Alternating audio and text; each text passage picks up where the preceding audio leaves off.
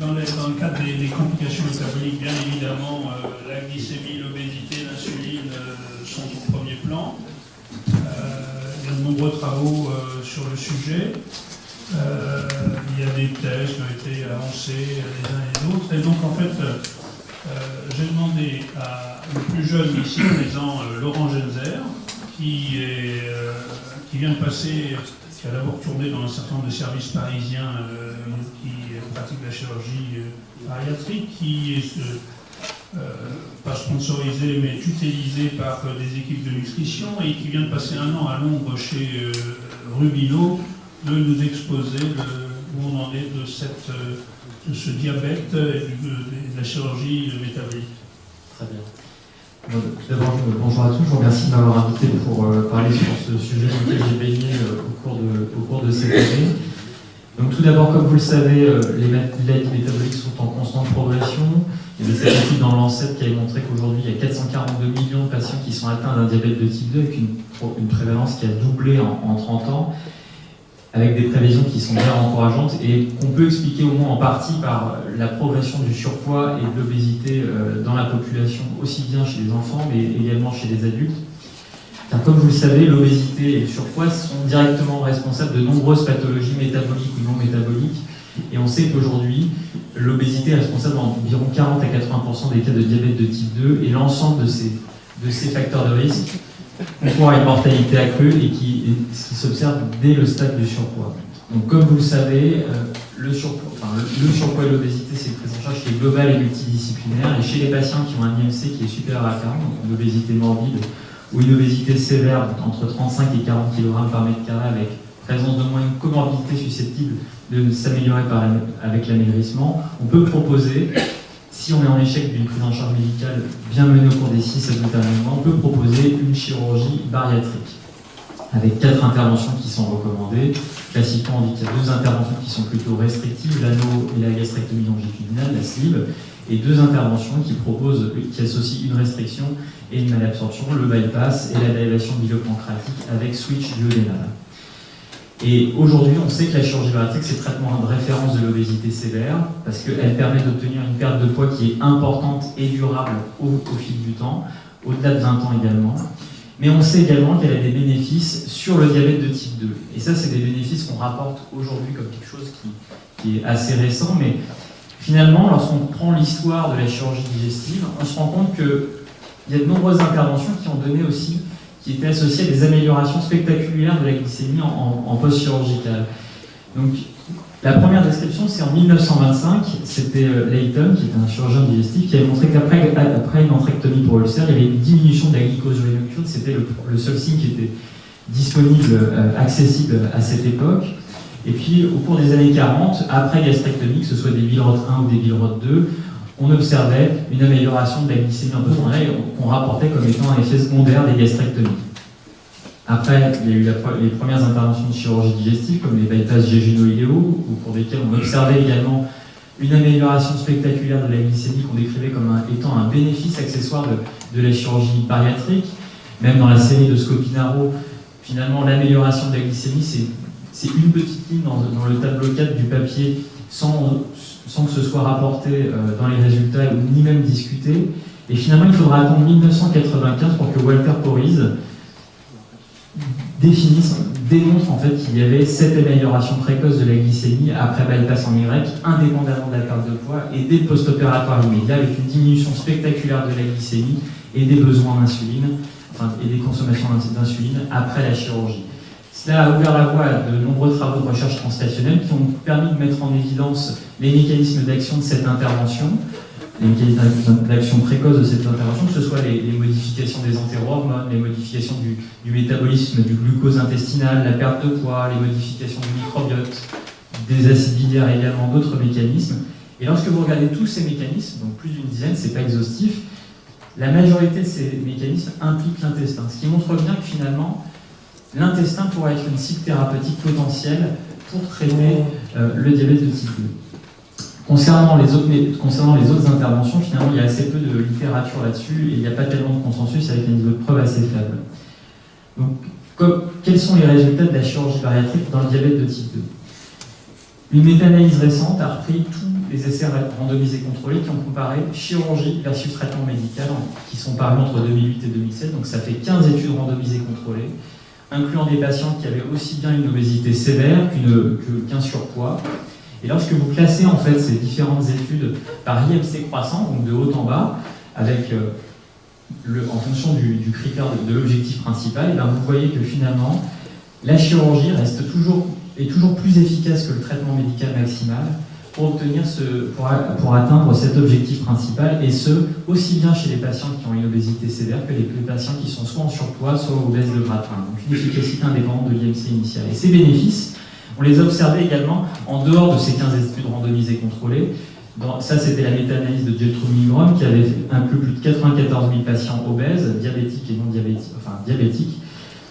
Et cette étude avait montré, lorsqu'on stratifiait les patients entre IMC supérieur à 35 et inférieur à 35, on obtenait une rémission du diabète de type 2 de façon comparable, et ce, indépendamment de la sévérité de l'obésité.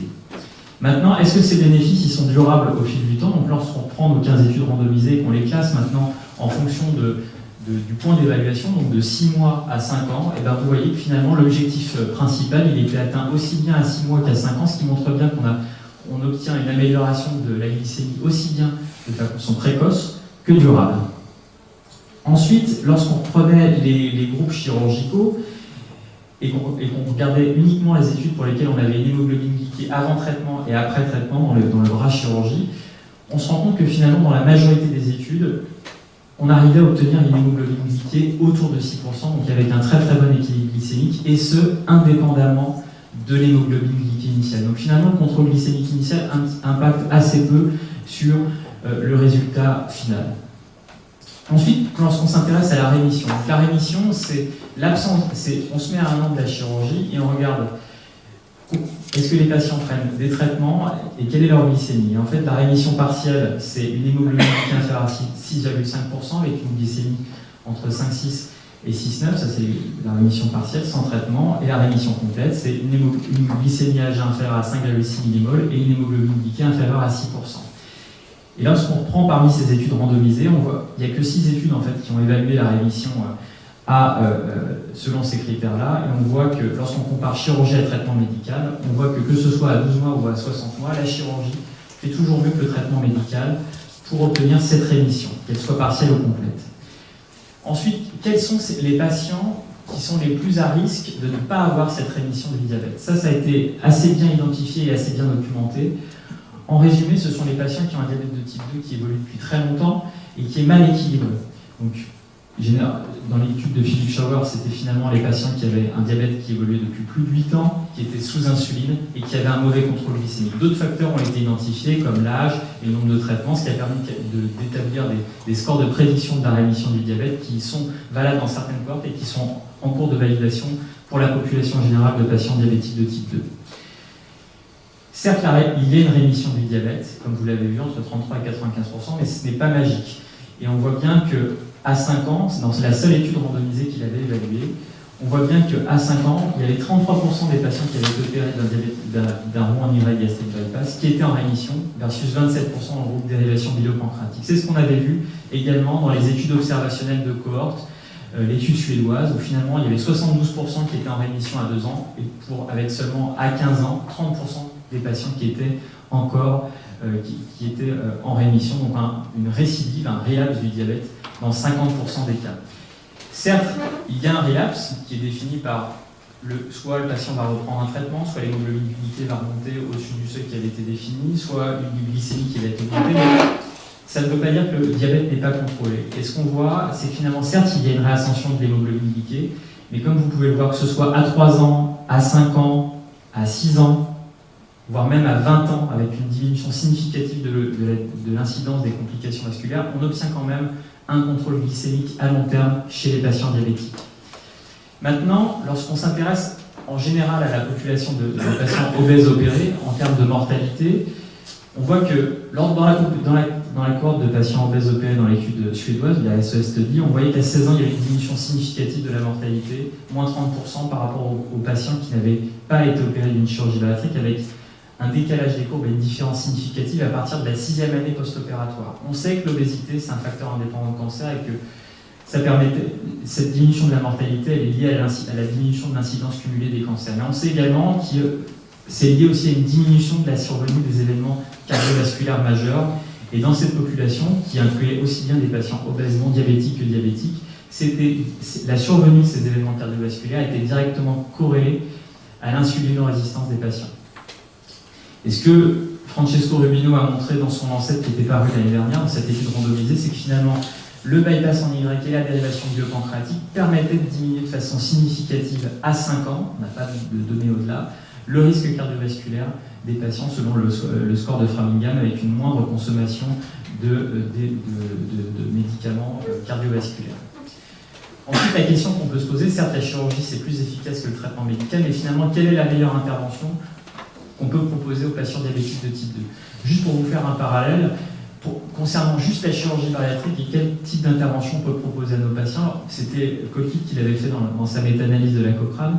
Parmi 4000 études qui avaient été publiées sur la chirurgie bariatrique en 2014, lorsqu'on prenait uniquement les études contrôlées randomisées avec un suivi de 12 mois, une évaluation de la qualité de vie et une évaluation correcte des comorbidités, on avait seulement 15 références, ce qui ne permet pas du tout de déterminer quelle est l'intervention bariatrique on peut proposer à nos patients obèses. Donc maintenant on s'intéresse uniquement aux patients obèses diabétiques de type 2 et qu'on prend uniquement les études randomisées qui comparent les chirurgies entre elles, et bien, parmi ces 15 études, vous en avez seulement 3. Et il faut voir une chose, c'est que ce sont des études qui ont été designées pour comparer chirurgie versus traitement médical. Donc ce sont des analyses de sous-groupes en post-thèse. Donc finalement, dont la valeur est encore assez limitée. Donc la première étude, c'était ANO versus bypass. Et ce que vous pouvez voir, c'est que finalement, à 3 ans, on avait 40% de rémission dans le groupe Y versus 29% dans le groupe ANO. Donc une meilleure efficacité du bypass par rapport à l'ano. Pour le contrôle glycémique, c'était à peu près comparable. Mais lorsqu'on regardait le nombre de traitements, il y avait la proportion de patients qui étaient sans traitement à 3 ans était plus importante après Y qu'après ANO. Ensuite, sleeve versus bypass. Ça, c'était l'étude de Fitzschauer qui était publiée dans le New England en 2012 et 2014 pour les résultats à 3 ans. La proportion de patients qui avaient un contrôle glycémique ou une hémoglobine glycée inférieure à 6,5% sans traitement, elle était plus importante mais pas significative dans le groupe bypass versus sleeve gastrectomie, avec moins de traitement dans le groupe Y que dans le groupe sleeve gastrectomie. Donc, bypass fait au moins aussi mieux que la sleeve gastrectomie. Ensuite, lorsqu'on compare Y versus dérivation biliopancréatique, les résultats à 2 ans qui avaient été publiés dans le New England montraient que la dérivation biliopancréatique faisait mieux que le Y dans l'amélioration de la glycémie. Ensuite, ces résultats ont été publiés à 5 ans.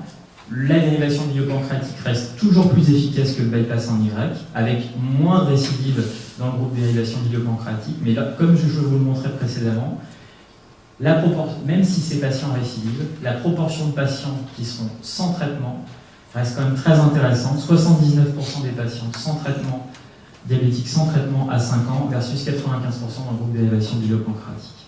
Donc, une efficacité qui est différente selon les interventions. Et la question qui vient ensuite, c'est oui, c'est efficace, mais est-ce qu'on peut le proposer de façon en toute sécurité à nos patients?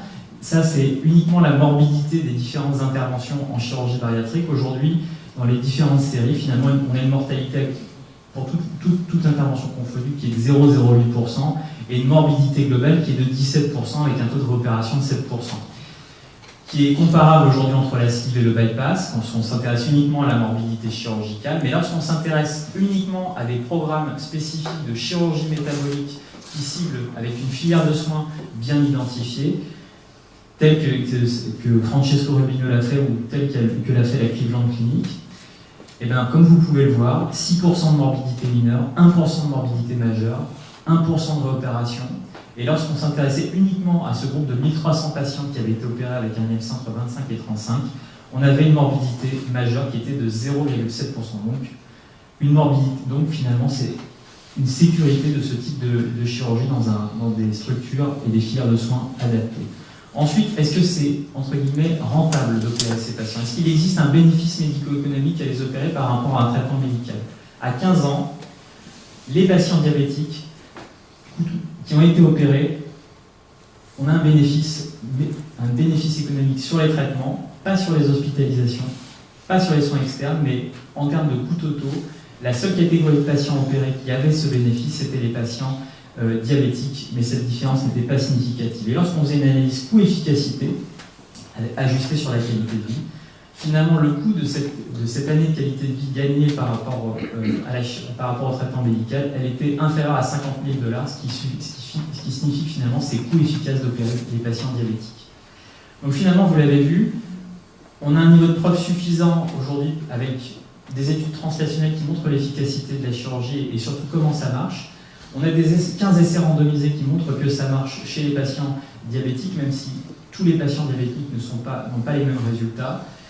Ce qui a permis la validation en octobre de l'année dernière de cet algorithme thérapeutique qui a été validé par l'American Diabetes Association et qui introduit pour la première fois la chirurgie bariatrique dans l'algorithme thérapeutique du diabète de type 2.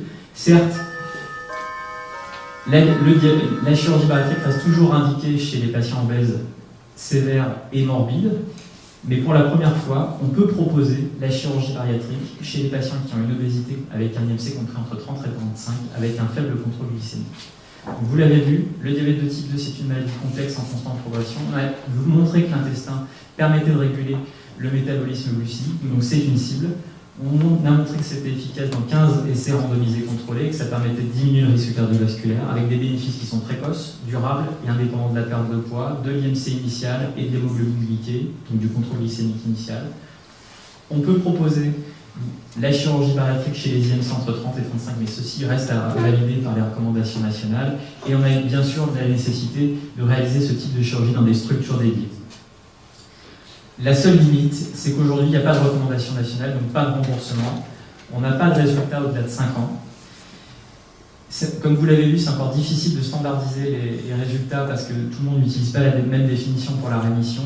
Il y a toujours les préjugés sur la morbidité de la chirurgie, l'absence de filière de soins, et on a besoin de savoir encore quels sont les meilleurs patients pour ce type de chirurgie et de définir également des stratégies médico-chirurgicales, voire même pouvoir proposer dans cet algorithme l'introduction de traitements endoscopiques qui pourraient mimer les effets de la chirurgie et dont Robert va vous parler ensuite. Je vous remercie.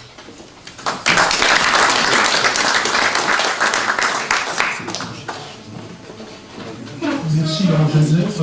Julie Taron, Julie Taron est donc une médecin et nutritionniste qui travaille universitaire, qui travaille à la Pitié-Salpêtrière avec l'équipe de Jean-Michel Aupert et de Karine Clément.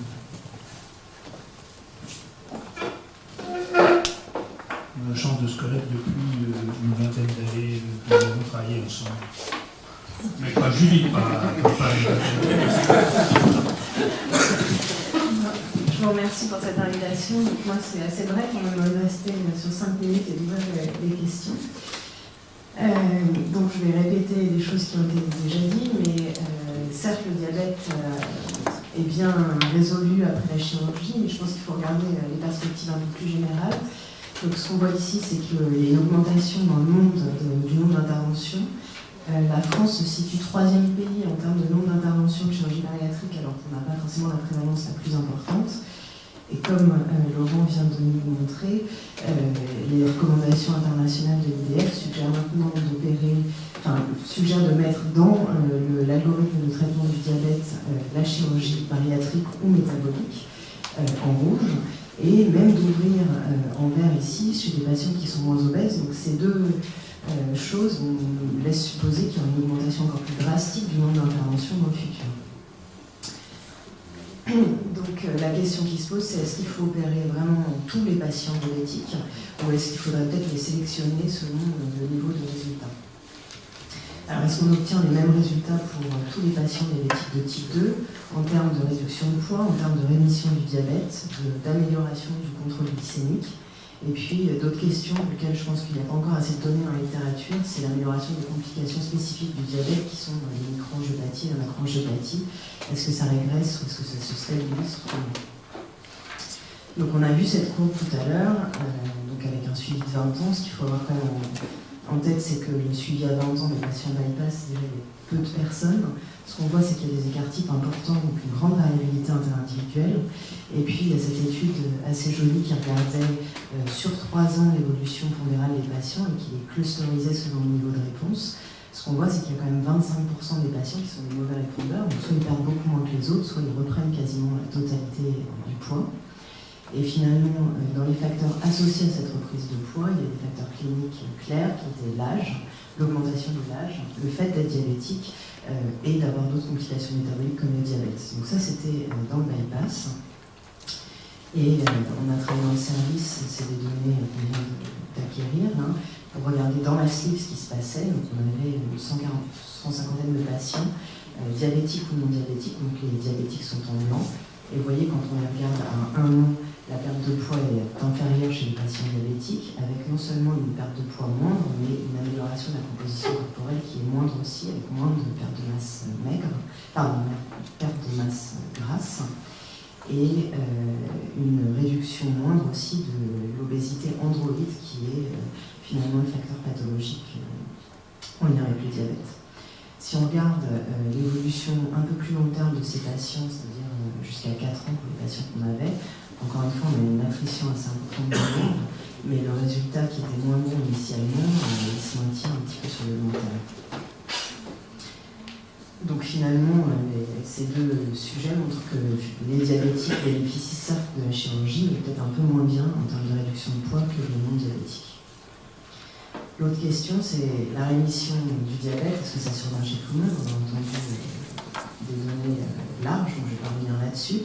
Je voudrais donc juste vous montrer que déjà la définition de la rémission a été publiée en 2009. Avant ça, il y avait 2 définitions qui variaient d'une étude à l'autre.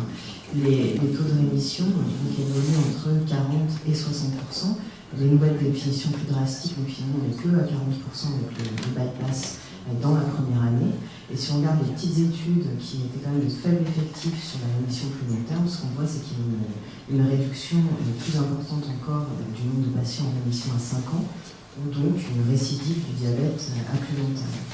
Et on a essayé de schématiser ça, donc on a repris une cohorte du service de plus de 130 patients, qui avaient principalement des diabétiques, puisque c'est ce qui nous intéressait. Et on a regardé leur évolution à 1 an et à 5 ans. Vous voyez ici qu'il y a certains patients, donc un tiers, qui n'ont pas de rémission, et puis le reste qui ont une rémission qu'on appelle partielle, donc quand même sans traitement, ou une rémission totale.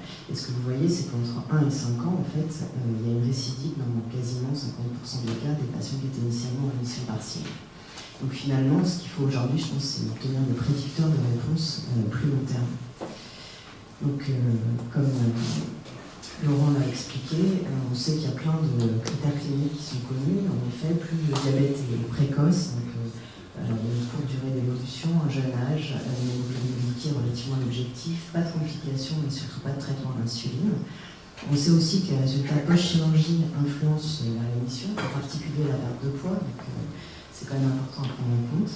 Et donc ça a permis le développement de ce score assez simple d'utilisation en pratique clinique courante, puisqu'il s'agit seulement de critères cliniques, l'âge, la mobilité, le fait de prendre ou non des traitements antidiabétiques et le fait ou non d'être insuliné. Ce qu'on voit, c'est que plus le score est faible, plus on a une rémission du diabète, et plus le score est élevé, et moins il y a de rémission. Ce qu'on voit aussi, c'est que finalement ce score n'est peut-être pas complètement parfait, parce que dans les scores intermédiaires qui sont ici, on a 50% de chance de prédire la bonne évolution de la rémission. Donc c'est un bon score, c'est le meilleur score actuellement publié, mais il est encore assez moyen dans la zone intermédiaire, ce qui suggère qu'on peut peut-être l'améliorer. L'autre limite de ce score, c'est qu'il prend en compte des anciens traitements, donc les sulfamides, les glitazones qu'on n'a plus en France, et pas du tout les autres traitements type GLP-1 et inhibiteurs de la DPP4 qui sont maintenant actuellement énormément prescrits.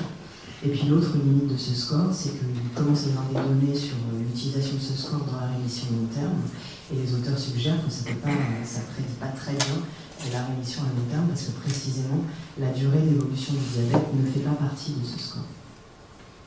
Néanmoins, malgré tout, il y a quand même une amélioration du diabète, y compris chez les patients qui n'ont pas de rémission. Donc ça, c'est des données qu'on a acquis de la cohorte que je viens de vous montrer.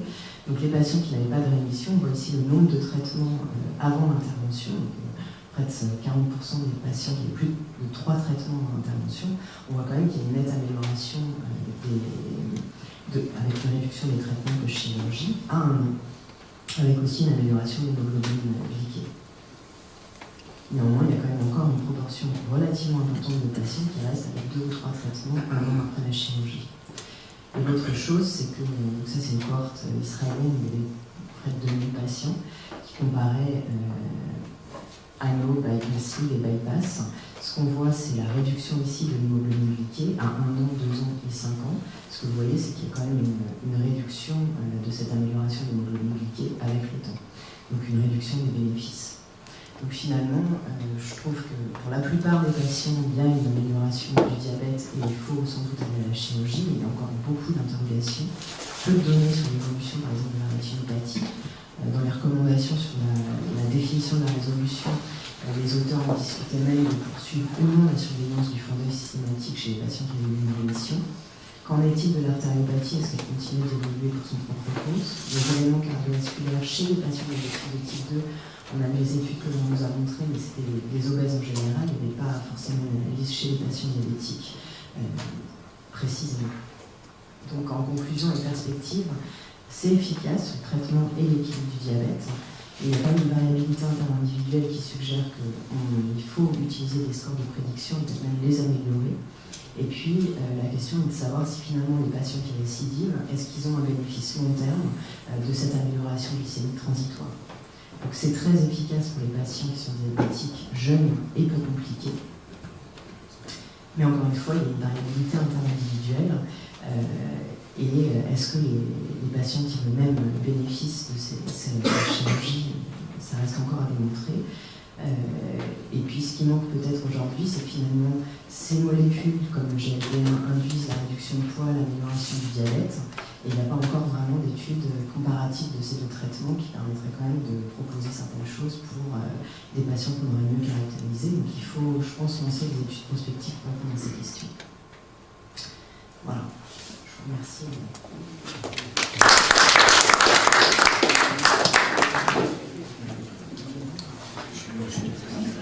Merci Judith, je suis tout à fait d'accord avec toi. C'est vrai qu'on a des données à 5 ans sur les bénéfices de l'équilibre glycémique, mais c'est vrai que ce qui manque encore actuellement, c'est des données sur ce qui va tuer en fait les diabétiques de type 2, à savoir les événements cardiovasculaires, la survenue des complications micro et macrovasculaires. Et ça, c'est encore le gros point d'interrogation qui, je pense, encore limite l'adoption de cette chirurgie dans l'algorithme du diabète de type 2. Parce que c'est un consensus d'experts validé par plus de 45 sociétés savantes de diabétologie et de chirurgie, en sachant qu'il y a dans ce consensus, il y a plus de sociétés savantes de diabéto que de chirurgie.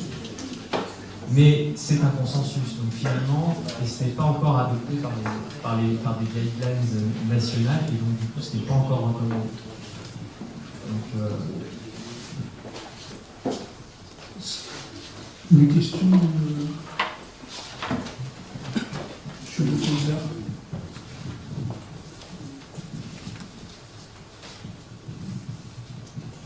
Oui, j'avais une question. Est-ce que vous pouvez commenter les conditions de récidive du diabète? Par exemple, le diabète s'améliore souvent beaucoup plus rapidement par rapport à la perte de poids en post-opératoire. Est-ce que vous avez identifié évidemment des conditions de reprise de poids qui seraient annonciatrices d'une récidive du diabète, ou est-ce que finalement ce sont 2 phénomènes qui n'ont pas grand-chose à voir? Je pense que ça ne peut pas expliquer tout. Dans la cohorte qu'on a suivie, les 130 patients, ceux qui récidivaient, vous n'avez pas une différence d'évolution générale si majeure. Je pense qu'il y a d'autres facteurs. Et clairement, la durée du diabète et l'insulinopénie, le diabète aussi, c'est une maladie évolutive quand même. Je pense que quand le pancréas est plus capable de sécréter de l'insuline, on peut le réveiller un petit moment, mais ça continue d'évoluer.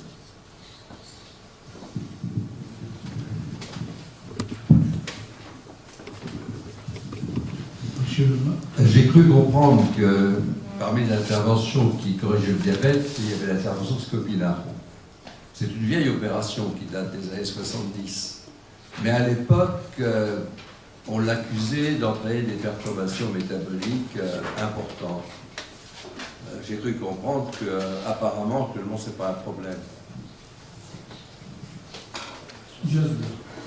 Le plus grand nom qui fait du Scopinaro en France, puisqu'on utilise souvent la modification du Scopinaro, hein, qui est le Marceau, et donc une vraie diversion biopancréatique, et Scopinaro se plie beaucoup.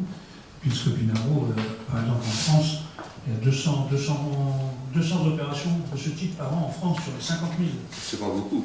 Tellement c'est peu utilisé et peu recommandé par notamment nos collègues nutritionnistes, parce qu'on passe l'obésité par une autre maladie iatrogène, même si dans l'Assemblée, il y en a qui préconisent cette intervention. D'accord. Alors, juste pour faire un commentaire sur votre question, lorsqu'on prend le New England et le Lancet de Francesco Rubino et de l'équipe, c'est une étude qui a été menée à Rome, et c'est vrai qu'historiquement, ce sont des dérivations biopancréatiques qui ont été réalisées.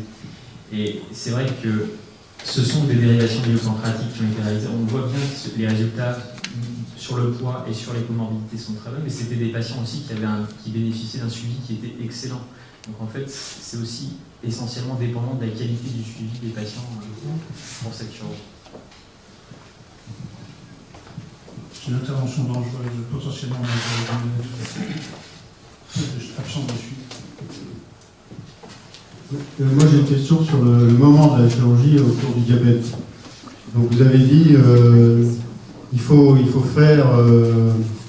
La question c'est voilà, est-ce qu'on peut proposer cette intervention donc pour comme c'est le cas donc pour un IMC à 35, un diabète grave, sévère, est-ce que ça a des chances de marcher? Puisque après vous nous dites que ça marche mieux quand c'est fait chez les diabètes qui sont pas très évolués. Donc comment arriver à poser la bonne indication? Quelle est votre idée là-dessus? Mon opinion, c'est qu'en effet, si on attend trop Devant longtemps, le micro. déjà en dessous de 35, il y a quelques preuves, mais c'est pas encore recommandé en pratique en France. Et ensuite, s'il y a déjà l'insulinopénie, à mon avis, les facteurs prédictifs, c'est toujours tous les mêmes, c'est le fait d'être à l'insuline et d'avoir une durée d'évolution longue. Donc c'est pas forcément le meilleur profil des patients dont on peut tirer un bénéfice, si le bénéfice il est uniquement sur le diabète. Après, les patients qui sont très insulino-résistants, mal équilibrés sur leur diabète, on sait que la réduction de poids et la chirurgie bariatrique avec tous les effets intestinaux qui vont survenir assez rapidement, ça va améliorer l'insulino-résistance, on va pouvoir diminuer le nombre les doses d'insuline et au moins parvenir à l'équilibre glycémique. Il faut un part de choses. Oui, je vous félicite. Docteur Bocobza. Je vous félicite pour votre travail, notamment le premier travail sur toute la bibliographie. Néanmoins, un point qui me gêne énormément dans les conclusions, c'est le fait que vous basez très souvent vos conclusions sur des travaux nord-américains, notamment Philippe Schauer. Et là, il y a un vrai problème parce que Philippe Schauer ne suit pas ses patients qui viennent se faire opérer, qui reprennent l'avion. Donc il n'est même pas capable de dire quelles sont les complications à 30 jours de cette chirurgie. Quand on reprend sa série de bypass comparée aux ados, on s'aperçoit qu'il fait 3000 bypass et que quand il compare, il en reste 15 à comparer, même pas. Donc autrement dit, à distance, il ne sait absolument pas ce qui se passe. Et troisièmement, il peut d'autant moins savoir ce qui se passe qu'il change régulièrement de lieu de pratique, et des fois à distance importante l'un de l'autre. Donc autrement dit, je crois que le vrai problème de ce genre de chirurgie, pour tirer des conclusions, c'est le suivi. Et malheureusement, déjà en France, on a du mal à suivre les patients. Mais je crois que se baser sur des travaux nord-américains, où là, ils ne suivent pas du tout, puisque vous savez qu'avec le système d'assurance, les patients voyagent beaucoup, ça me paraît difficile de tirer quelques conclusions de ce choix. Alors, les études que j'ai mentionnées de la Cleveland Clinic, donc il y a 7 études randomisées à 2 ans et à 4 ans, où finalement, en termes de suivi, les patients sont correctement suivis parce qu'ils sont suivis par l'équipe de Sangeeta Keishap, et on voit bien qu'il n'y a pas de problème de suivi à ce niveau-là. En revanche, c'est vrai que pour l'étude qui avait été publiée dans le Annals of Surgery de 2013, où on voit en fait la réascension de l'hémoglobine glyquée à 6 ans, c'est sûr qu'il y a beaucoup de patients qui sont perdus de vue. Mais finalement, il y a assez peu de travaux aussi qui évaluent le bénéfice glycémique à long terme des différentes interventions. Donc c'est aussi malheureusement, on est confronté au faible nombre d'études et au faible niveau de preuve dans cette indication-là. Oui, peut-être une question très rapide. Pour rebondir sur les propos de Philippe Topard, sur l'amélioration du diabète post-chirurgical très rapide, en fait, qui est probablement indépendant de la perte de poids, est-ce que vous avez l'expérience ou des modèles de recherche fondamentale dessus, puisqu'en fait on est basé sur des modèles d'observation en tant que tel? Est-ce que vous travaillez dessus? Est-ce qu'il y a des données dessus? En un mot, est-ce qu'on sait pourquoi le diabète est si vite amélioré après cette chirurgie? Je pense que très précocement, il y a l'histoire du jeûne. Il y a l'histoire du jeûne, je crois, très précocement quand même. Et puis après, il y a une modification des hormones antidigestives qui sont extrêmement précoces. Il y a une étude en 2011 qui regardait le GLP-1, l'insuline, une semaine, 1 mois, 3 mois, puis presque 1 an après la chirurgie, et les profils de sécrétion des anti-hormones se normalisent par rapport aux témoins. Le diabétique s'est effondré, le GLP-1, et dès qu'on fait la chirurgie, au bout d'une semaine, ça commence à monter avec un profil normal. C'est tous les mécanismes en fait, que j'avais montré dans une des slides, mais en fait on voit qu'il y a l'effet incrétine, puis il y a l'effet aussi anti-incrétine par le charge duodénal et aussi tous les travaux de l'équipe de Lille, où en fait on voit qu'il y a l'interaction aussi avec les cotransporteurs sodium ou glucose qui peuvent intervenir dans l'amélioration de la glycémie après chirurgie. Oui, moi j'ai une question qui est très indirecte par rapport au diabète, mais peut-être, Mme Marron, vous allez pouvoir nous répondre. L'obésité augmente, le nombre de prothèses totales augmente. Il y a une complication qui est assez spécifique des obèses et la luxation de prothèses blanches, qui est très importante chez les obèses et qui nous oblige à une chirurgie particulière. Il y a un travail qui a été fait, ça commence à préoccuper parce qu'il y a des publications qui commencent, notamment aux États-Unis, mais surtout en France avec Philippe Hermigou et Créteil. Le problème, c'est que dans la luxation de prothèses, il y a à la fois un effet mécanique du fait des grosses cuisses, et deuxièmement, il y a une dégénérescence musculaire. Donc c'est sur cette question de la dégénérescence musculaire que je voulais vous interroger, parce qu'il y a une insuffisance des moyens fessiers, donc la prothèse va se luxer parce que les muscles fessiers n'ont plus la même efficacité. Et on s'aperçoit que la chirurgie bariatrique, malheureusement, n'a pas... Alors il n'y a pas d'études randomisées, on a quand même comparé deux populations, et on voit que la chirurgie bariatrique n'a pas amélioré le pourcentage de luxation. Est-ce que vous vous êtes préoccupé par ce problème de la dégénérescence des cellules musculaires dans ces obésités morbides? Et je sais pas, est-ce que vous avez quelque chose à nous dire là-dessus? Je suis sûr qu'ils ont une réponse à toutes les réponses. C'est pas tout à fait mathématique. Non, dégénérescence de la cellule musculaire, c'est pas mathématique, je connais rien. Ce qu'on a vu dans le service, c'est que clairement les patients obèses ont plus de masse musculaire que les patients non obèses. Après, je pense qu'en fonction de l'âge, du diabète, il y a la sarcopénie, enfin l'obésité sarcopénique, donc un muscle qui fonctionne moins bien. Ce qui est sûr, c'est qu'après la chirurgie, il y a une perte de masse musculaire, mais qui se stabilise normalement au bout d'1 mois et qui est relativement stable. Maintenant, il y a pas mal de données qui le démontrent. Est-ce qu'on récupère de la force musculaire?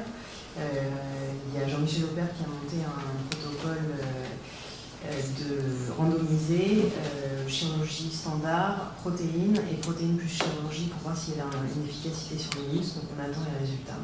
Mais je ne peux pas vous dire non plus. Je pense qu'on n'a pas la réponse à cette question-là, mais ce qu'on sait, c'est qu'il faut que les patients maigrissent avant de se faire opérer l'orthopédie. Et que nos collègues orthopédistes veulent toujours faire maigrir les patients. Oui, mais c'est pas obligatoirement. Enfin, si, c'est mieux. Bien évidemment. Pour le genou, c'est bien. Pour la hanche, c'est un peu trop. Donc, je pense qu'il y a encore de nombreuses questions et on aura de maintes fois l'occasion, je pense, l'Académie de revenir sur le sujet, puisqu'on n'a pas parlé du diabète de type 1, on n'a pas parlé de ce qu'en pensent réellement les diabétos, parce qu'ils ne sont pas très chauds pour qu'on opère les patients, où on en est du protocole de recherche sur... bon, peut-être on va nous en parler. Bon, en tout cas, merci, et donc on va passer à un autre sujet. Merci tous les deux.